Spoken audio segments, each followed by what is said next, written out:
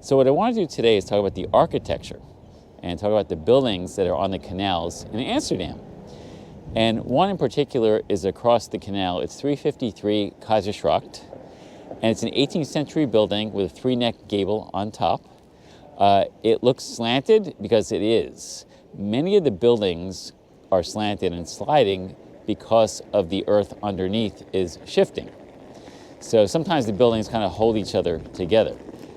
But what I want to say, though, that's really important is why are some of these buildings so narrow that you see in Amsterdam? And the reason is hundreds of years ago, taxes were paid based on the width of your house, the facade.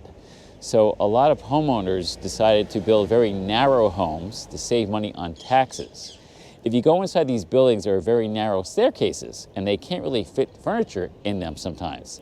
So at the very top of these buildings, you will see a little extension. And what they do is they hang the ropes or some kind of chain or something around there, and they hoist up the furniture or whatever they want to put in there, and they put it through the large windows instead of going through the door. So that is why a lot of these buildings are very narrow. Another thing I wanted to mention is that even though the houses were built with narrow facades to evade high taxes, many homeowners built their houses far back. So while they may be narrow in the front, what you can't see is that some homes are also lengthy and go back far from the canal. There are also two additional reasons why some houses are tilted or leaning forward. Some of the old houses were used for storage of trade goods, where the goods were stored on the upper floors.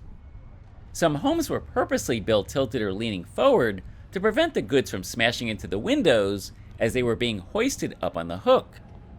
But another reason why the houses are tilted is that the wooden poles or stilts that have been holding up some of these houses for decades or even centuries have rotted, and there's no solid bedrock underneath them.